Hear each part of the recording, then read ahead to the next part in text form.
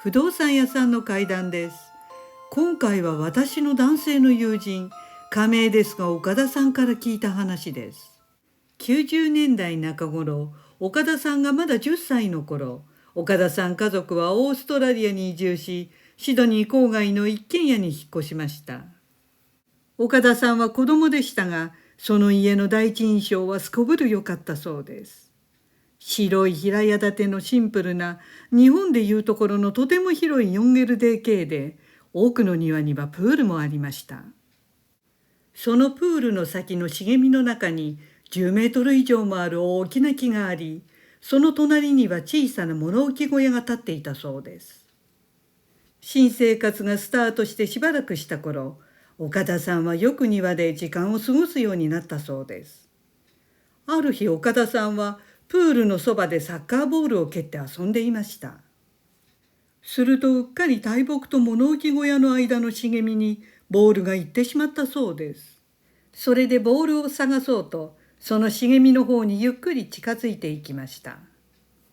その時突然、岡田さんの頭の中にあるイメージが浮かんできたそうです。不思議なのですが、その茂みの中に老人が埋葬されているイメージでした。そしてさらにその埋葬を親子と思われる女性と少女の2人が見守っているような映像も浮かんできたそうです。子供だった岡田さんはなぜそんなイメージが頭の中に浮かぶのか不可解でした。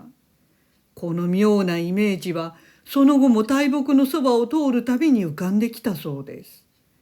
でも岡田さんはただの想像だと思い気にしませんでした。それ以外は何事もなく6年が過ぎ、岡田さんは高校生になり、夜更かしが日常的になったそうです。ところがある時からなのですが、一人で家にいる時、いつの間にか誰かが自分の部屋にいるような、そんな気配を感じるようになりました。何かを見たとか声が聞こえたとかではないのですが、まるで誰かが岡田さんの部屋に住んでいるかのように感じたそうで、その感覚は何年も続いたそうです。ただそう感じただけなので、この時もあの大木のそばで感じたイメージの時と同じように気にしないようにしていました。そんなある晩、深夜に岡田さんは自分の部屋で受験勉強をしていました。しばらくして岡田さんは部屋の空気がなんとなく変わって、時間が一瞬止まったかのように感じたそうです。すると突然、厚い雲のような煙の塊がさーっと岡田さんの頭の上から上半身まで包み込んできました。岡田さんはそれが火災などの煙ではない異様なものだと分かったそうです。突然のことで岡田さんは全身に戦慄が走りました。顔に強い圧迫感を感じた岡田さんはこの異様な煙を払いのけようとしました。ところが岡田さんは体を全く動かすことができないことに気づき、恐怖でパニックになったそうです。そして岡田さんは座っている椅子の背後に誰かが立っているのが分かったそうです。すると岡田さんの頭の中にその後ろにいるもののイメージが浮かんできたそうです。それは長い黒髪の10歳ぐらいの女の子でした。日本人の黒髪というより西洋人のダークな髪でしっとりと湿っていたそうです。そしてその女の子はただそこに立っていましたが、悲しそうでもなく怒っているようでもなく、だからといって嬉しそうでもないようだったということです。するとその女の子は自分をかわいそうだと思ってほしいと、そんな要求を岡田さんの頭の中に送ってきました。でも岡田さんはあまりの恐怖でそれどころではありませんでした。体が金縛りと恐怖で振り返ることもできません。するとその女の子はさらにあるメッセージを岡田さんに送ってきたそうです。それは岡田さんが部屋で一りぼっちではないといつも感じられるように彼女がそばにいてあげていたということ。そして彼女はいつも部屋のクローゼットの一番上あたりにいるということでした。それだけ言い残すと、女の子は岡田さんを包んでいた煙の塊と一緒に消えていったそうです。厳密には気配が全くなくなったということで、体の硬直も解けて自由になり、元の岡田さんの部屋に戻っていました。岡田さんはこのことはどうせ信じてもらえないので誰にも言わなかったそうです。ただその日以降、その女の子の霊が現れることは二度となかったそうです。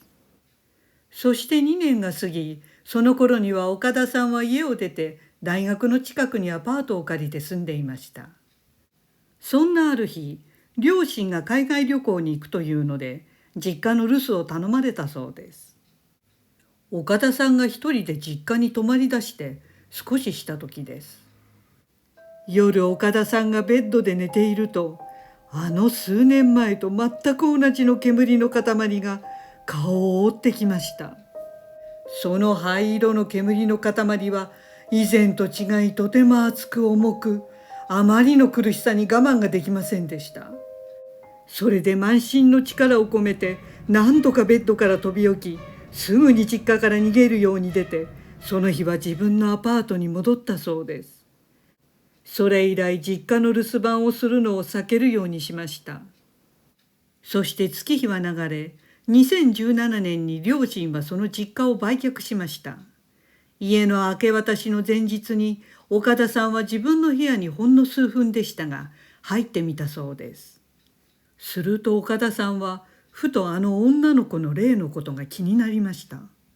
そこで自分についてこないでほしいこととさよならを伝えたんだそうです。そして部屋から出ようと振り返ると、すぐそこにお母さんが立っていました。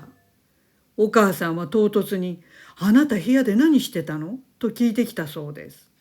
岡田さんは「僕の部屋にずっと住んでいる女の子の霊にさよならを言ったんだよ」と正直に答えたそうです。するとお母さんはみるみる顔色が変わり「ああ、あなたあの女の子のこと知ってたの?」と驚いたそうです。岡田さんもその言葉に驚き、どうしてお母さんがあの女の子のことを知っていたのか、かなりショックだったそうです。実はお母さんは家葬にとてもこだわる人で、住んで間もない頃風水師を呼んで家の中を見てもらったそうです。その風水師が岡田さんの部屋に入った時、この部屋のクローゼットのところに女の子の霊がいますね、と言ったそうです。それでお母さんは霊障が起きないように、その風水師のアドバイス通りに手を加え、風水師から問題がないとお墨付きをもらったんだそうです。それでお母さんは、あえて女の子の霊のことは岡田さんには言いませんでした。そこまで聞いて岡田さんはぞっとしました。その風水師があの庭先の大木のところに誰かが昔埋葬されていたかどうか、その女の子の霊との関係はあるのか、もし分かっていたら知りたかったと残念がっていました。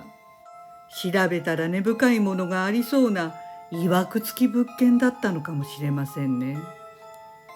ご視聴ありがとうございます。よろしければチャンネル登録お願いします。